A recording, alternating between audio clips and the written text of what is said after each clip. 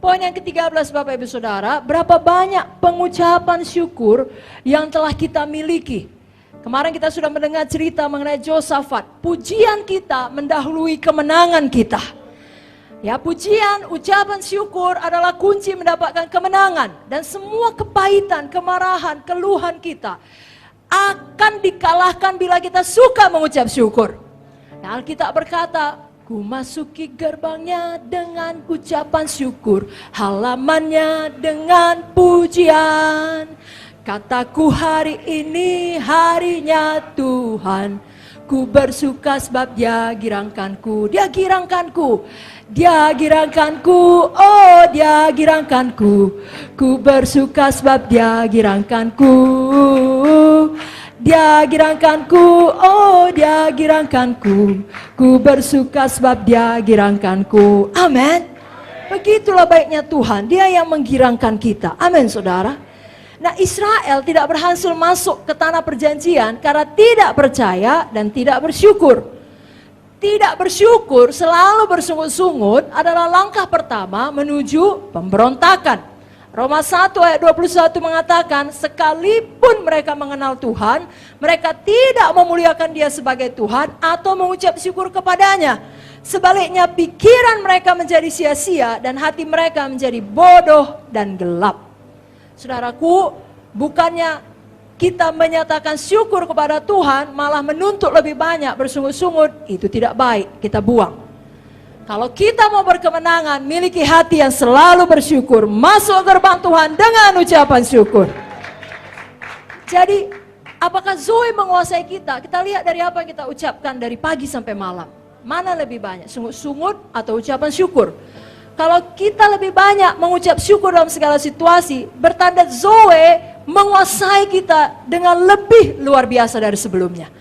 1 Tesalonika 5 ayat 18 berkata, mengucap syukurlah dalam segala hal, sebab itulah yang dikehendaki Allah dalam Kristus Yesus bagi kamu. Ada satu lagu lagi yang perlu kita nyanyikan, supaya kita ingat untuk senantiasa bersyukur. Siapa tahu apa itu kira-kira?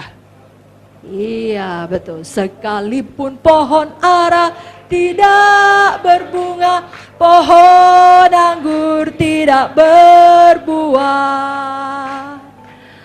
hasil pohon zaitun mengecewakan, sekalipun ladang tak menghasilkan. Ya kambing, kambing domba itu kok nggak ada di kurungan,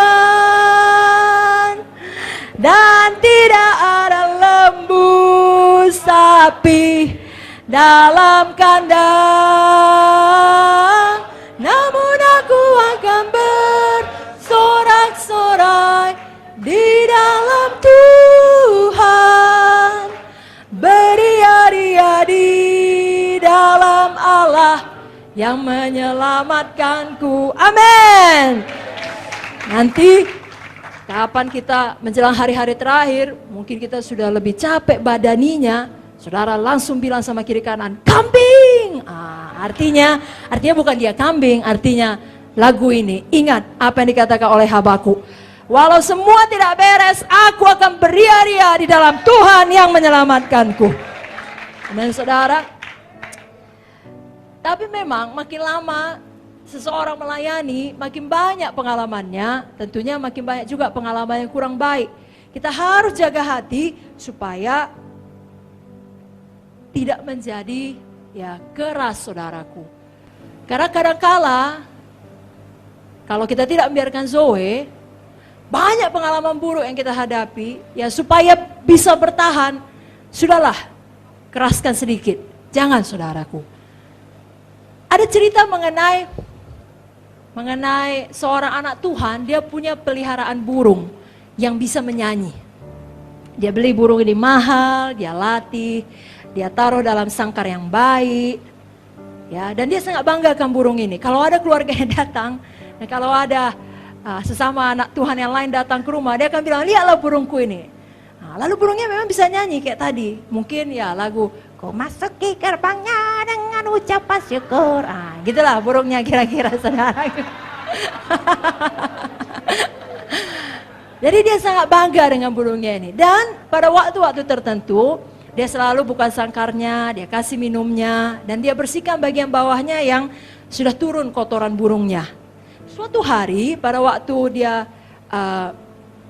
membersihkan rumah, dia sekaligus membuka sangkar burung itu. Dia pikir dia masukkan aja sampahnya, kotoran burung itu ke dalam dia punya tempat sampah di bawah. Dia kerjai, lalu sangkarnya masih terbuka, lalu kemudian dia lupa menutupnya, dan dia kemudian mulai membersihkan rumahnya dengan vakum cleaner. Lagi sibuk dia membersihkan dengan vakum cleaner, ya kesana kemari, teleponnya bunyi. Dia letakkan di sini, dia mau vakum cleaner di sini, sangkarnya di sini. Dia pindahkan vakum cleaner ke tangan kiri. Dia berusaha meraih teleponnya. Tanpa dia sadar, vakum cleanernya naik. Lalu dia pun mulai menelepon.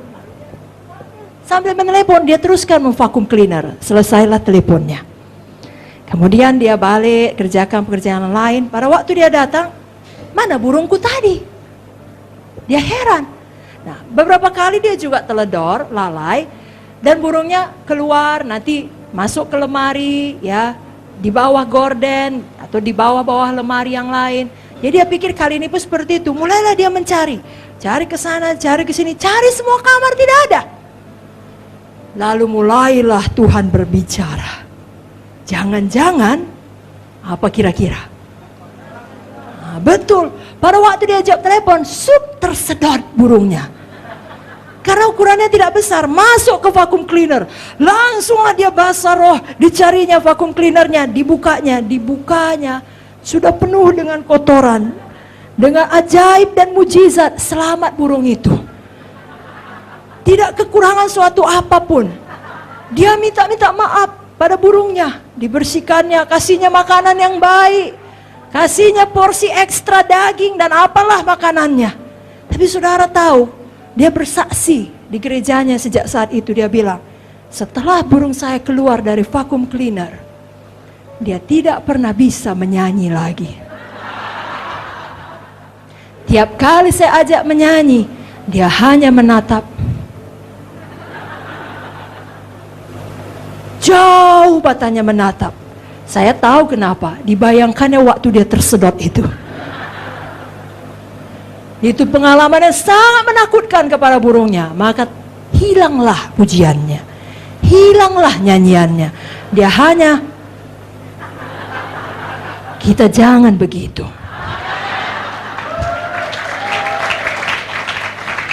Amin saudara. Banyak pun kesakitan yang saudara alami. Jangan saudara. Tuhan memberikan nyanyian baru dalam mulutku. Nyanyian saudara justru lebih hebat dari sebelumnya.